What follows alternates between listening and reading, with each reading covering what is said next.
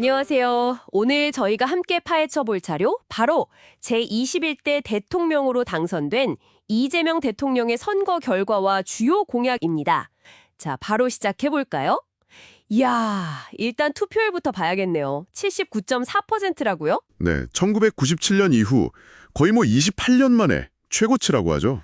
와, 역대 가장 많은 분들이 참여하신 거네요. 그렇죠. 그만큼 정말 뜨거운 관심 속에서 치러진 선거였다. 이렇게 볼 수 있겠습니다. 네, 그 열기 속에서 그럼 어떤 결과가 나왔는지 좀 더 자세히 들여다보죠. 이재명 대통령 표로 보면 약 1728만 표, 득표율은 49.3% 정도 기록하면서 당선이 됐고요. 2위 김문수 후보하고는 한 8.3%포인트 차이, 표수로는 한 289만 표 정도 차이가 났다고 나오네요. 역대 대통령 중에 가장 많은 표를 얻긴 했는데 아슬아슬하게 과반은 또 못 넘겼어요. 네, 맞아요. 여기서 근데 정말 흥미로운 지점이 그 자료에서도 명확히 보이는데 동서간의 표심 차이가 아주 뚜렷했다는 겁니다. 아, 동서관 차이요? 네, 이재명 대통령은 이제 수도권, 충청, 특히 호남, 여기 80% 넘는 압도적 지지였으니까요. 그리고 제주, 세종, 이런 서쪽 지역에서는 크게 이겼는데 반면에 영남권, 특히 대구 경북은 40%포인트 이상, 부산 경남도 10%포인트 이상 뒤졌고 강원도도 마찬가지였죠. 이야, 정말 지도를 보면 딱 나뉘더라고요. 그렇죠.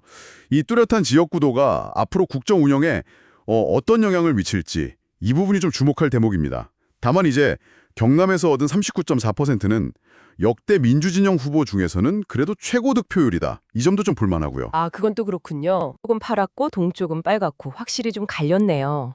자, 이런 상황에서 그럼 이재명 대통령이 내건 약속들, 공약들을 좀 분야별로 살펴봐야겠죠. 기대가 큰 만큼 할 얘기도 많을 것 같은데요. 먼저 사회 정치 분야부터 볼까요? 내란 종식, 이야, 이 표현 정말 강렬한데요. 네, 그렇죠. 자료를 보면 이걸 이제 극심한 정치적 대립 상황을 끝내겠다. 이런 의지의 표현으로 해석하고 있더라고요. 아, 그런 의미군요. 네. 그래서 국방장관 민간인 임명 추진 같은 국방 문민화, 또 방첩사 같은 정보기관 개편, 이런 걸 추진한다고 하고요. 검찰, 감사원 개혁도 아주 핵심이죠. 맞습니다. 수사권, 기소권 분리, 그리고 검찰 권한을 대폭 축소해서 거의 해체 수준까지 언급하면서 정치 보복은 없애겠다. 이걸 내세웠죠. 직접 민주주의, 국회의원 국민소환제 같은 거나 대통령 계엄권 통제 이런 약속도 있고요. 네, 이런 어떤 권력기관 개혁 움직임은 단순히 힘의 균형을 맞춘다. 이걸 넘어서서 K민주주의라고 하죠. 좀 더 성숙하고 신뢰받는 우리 민주주의 모델을 만들겠다. 이런 목표랑 연결되는 것 같아요. 사회 통합의 기반을 다지겠다 이런 거군요. 그렇죠. 정치 갈등 줄이고 국민 신뢰 회복하려는 시도인데 물론 이 정도 개혁은 상당한 저항에 부딪힐 수도 있다. 이런 점도 자료는 좀 지적하고 있습니다. 그 개혁 동력이 경제 쪽으로 가면 스케일이 더 커지는데요. 코스피 5천시다. 네, 정말 야심차죠? 이걸 그냥 구호가 아니라 그 코리아 디스카운트, 해소, 이걸 위한 자본시장 개혁, 특히 소액주주 보호 강화하는 쪽으로 상법 개정하고 불공정 행위는 원 스트라이크 아웃, 이런 구체적인 방안들을 제시하고 있더라고요. 맞습니다.